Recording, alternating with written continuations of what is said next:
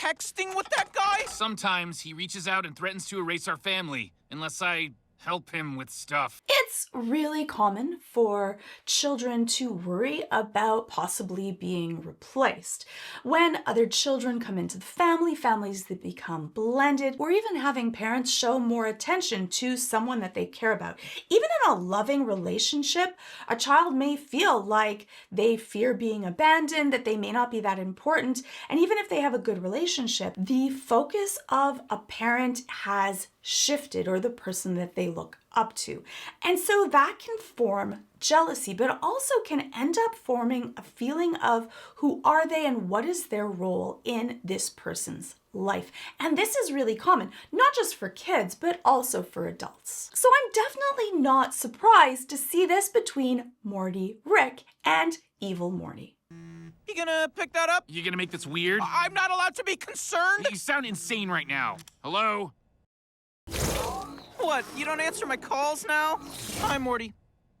Yeah, feelings mutual. And a lot of times they may give different reasons because they have a difficulty in being able to share or put their own feelings into words. Sometimes you could see this through regression of their own behaviors. They may become more needy, but they could also become more reserved or withdraw. They might even cause for distressful situations or have problems in school. They are hoping that if there's something wrong, the parent will show them that love and care that they used to show them that they're still important. Sometimes it's just the stress, and it can be difficult to put strong feelings into words. They may not even realize it themselves. But those kind of changes would be some of those changes that you would want to look at that might show that this person is having difficulty in coping. Get in the suit. What?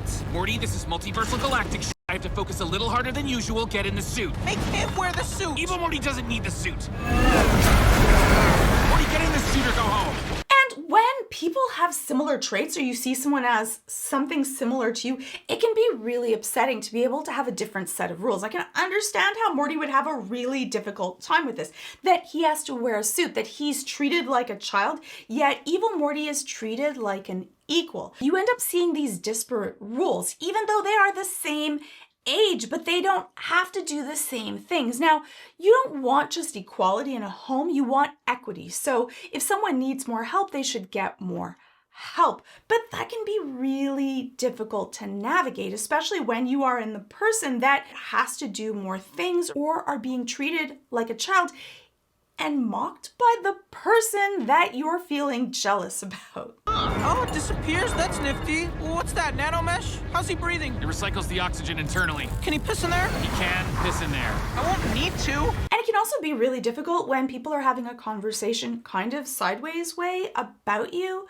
but not really with you. And so that can make you feel like you're being replaced for an upgraded version of you. And it's really common for people, but especially for children, to have that fear of replacement, especially when you're young and you have more of a psychological, physical, and economic need to the people around you to protect you, to keep you safe, to make you feel sheltered. And so it's really common, especially when your survival is directly linked to your parental figures. If you are so lucky to be able to have that. For many people, they don't already, and they kind of have to go out into the world and fight for their own survival, which can be really difficult, but also often teaches people a feeling of resiliency, but at a cost of possibly not trusting those that are around you. And I think that for Morty, he already has that because of all of the different situations that he's been in. He's learned that the world is not always a safe place, which stops you from having that naivete and gives you these survival instincts, but all of these things also come at a cost. Way to get captured. Obviously not my fault. You really f***ed me there, Morty. Definitely not, charges of some kind. It was stressful, okay? That was... Jeez. Although, getting captured kind of worked out. I think that it's really significant.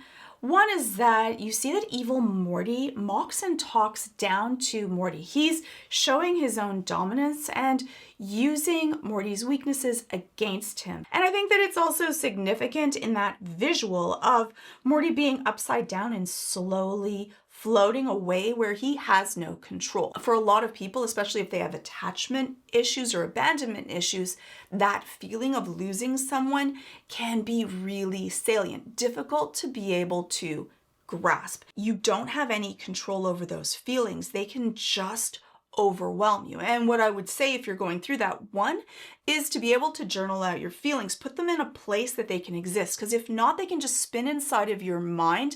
And remember, whatever you're practicing as a thought and an emotion, you're going to get better at. And you don't want to get better at being stressed or feeling alone. You want to put it into concrete actions, but first you want to be able to understand the reasons and what you're feeling. And so writing that down helps you be able to elucidate, look at, and be able to break down what's actually happening in the situation at hand, and then possibly, should you be feeling this? Is this accurate or not? And for Evil Morty, the reason that it's easy for him to jab at Morty is that one is he is Morty. So he understands already what his insecurities might be. That's the problem, is that when you know someone really well, you know how to hurt them. And often you know how to do it with getting away with it. Plus, Evil Morty's brilliant. So he can do this in an insidious way.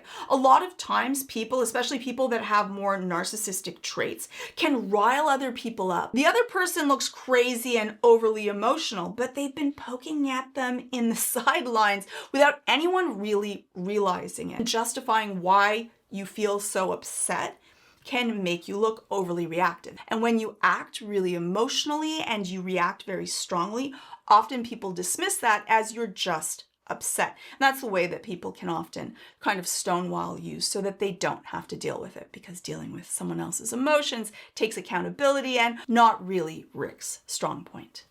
So you guys do stuff like that together a lot? Only sometimes. Oh, should we hit a diner? Is that crazy? Get some waffles? What? No! Rick, tell Morty we're getting waffles. And you can feel that when you find out that they've been doing all of these different things and you weren't involved and you didn't know, and you would have loved to do that. Especially in complex family situations, it can be really difficult on how to navigate.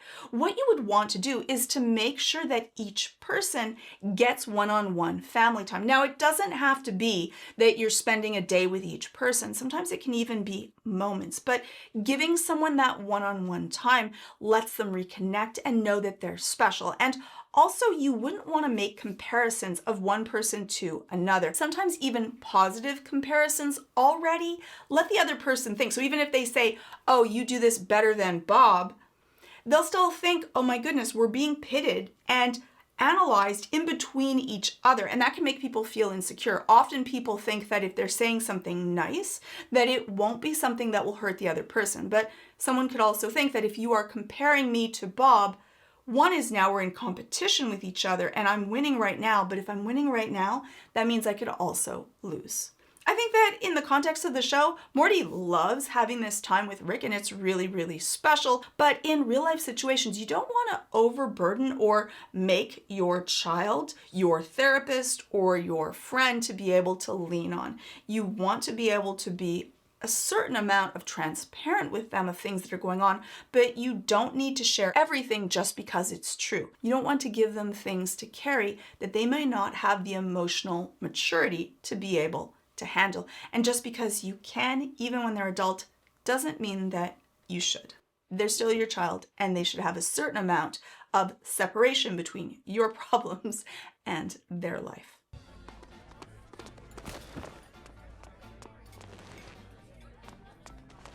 Something to drink? And yes, children will notice where you sit, who you spend time with. All of these little tiny things you may not even notice, but to them they may see that as favoritism, especially if two people share a lot of the same kind of activities or things that they care about. Even if you don't enjoy or understand what someone else is doing, just being there and asking questions, being interested and cued into someone else's life will make them feel important and loved. I get why he never looped you in. I mean, if I'm calling this guy, must be this tall to ride, you know?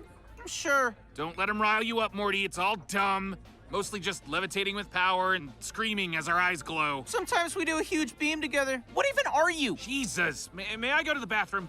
And you see all of that taunting and how evil Morty feeds off of the other person's jealousy. I think that for evil Morty, he actually really does want to have his own Rick, and he likes this Rick. In his own way, I think that Rick's need to have people adore him, and this evil Morty has some of Rick's traits, but also has that natural, genetically bred want to have his own Rick. And so he's kind of trying to steal Morty's one, who already seems to fit well with him. And so he's wielding that power and stabbing at Morty to make him feel bad, to be able to cause problems in their relationship. A lot of times people can do that unconsciously, but I think that in this case, it is definitely conscious. All this messy whatever this is, it's weakness. You. Ha! You know what? Maybe I will steal your grandpa, but not because I love him, because you do. Here we go. 2 milkshakes. Yeah, that's really evil.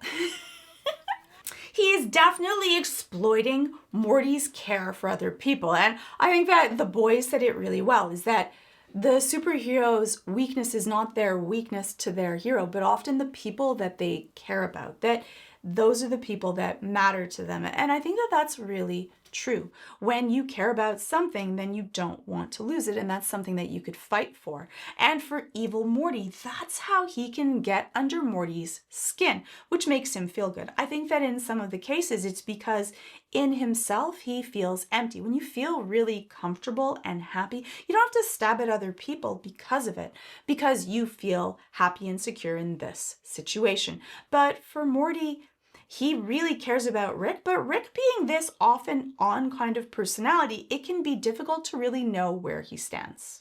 Huh.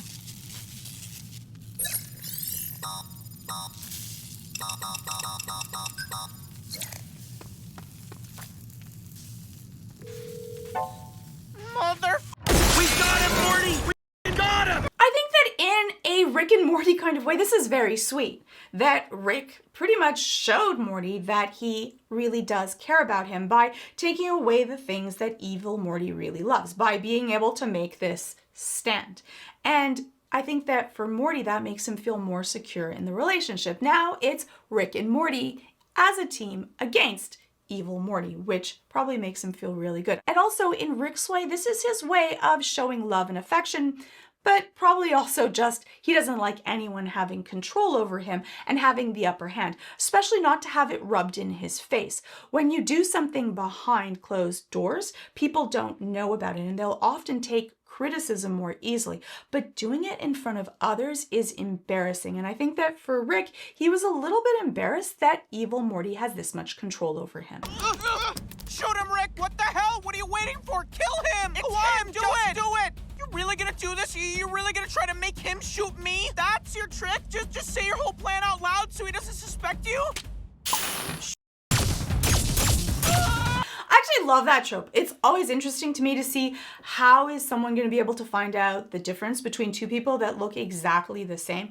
Rick uses his intelligence, but I'm often interested in how well do people actually know people. The psychology of that I find really fascinating. But Rick used his intellect instead, which is also a brilliant idea.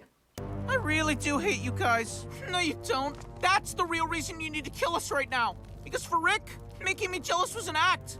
But for you, you leaned in hard because you thought it was real. Damn, Morty. I saw what I saw, Rick. He's got a big ol' crush on you. I'd like to deny it, Morty, but I'm pretty irresistible. And there we go. We see that Morty's actually paying much more attention than people would often give him credit for. He realized that not only is Rick enjoying that Morty's fighting over him, that helps feed his ego. And yes, people definitely can enjoy that and pit people against the other so that they end up being more sought after, and that makes them feel good.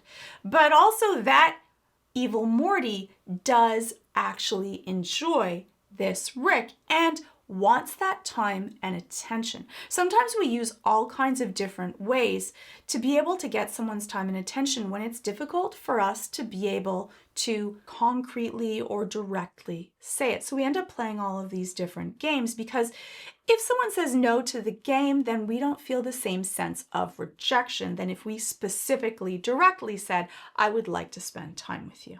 I think that sometimes being so brilliant, it might be difficult to figure out what exactly could you do? You can become really bored and not be sure. Sometimes having too many choices is a bad thing. I think that if evil Morty had a way to funnel all of his brilliance and creativity into something else, perhaps something that could help the world, he might be able to do a lot of good, not just evil, or not just stuff that would be Rick-centric. And I think that that's where this sponsor could come in handy. This video is sponsored by 80,000 Hours, a nonprofit whose goal is to help people, even evil Morty perhaps, find careers that aim at solving the world's most pressing problems. And that's a significant part of your life, your career. It can become one of the most meaningful ways to contribute positively to the world. The challenge is figuring out how to make those years count. Most people have heard of the usual career advice.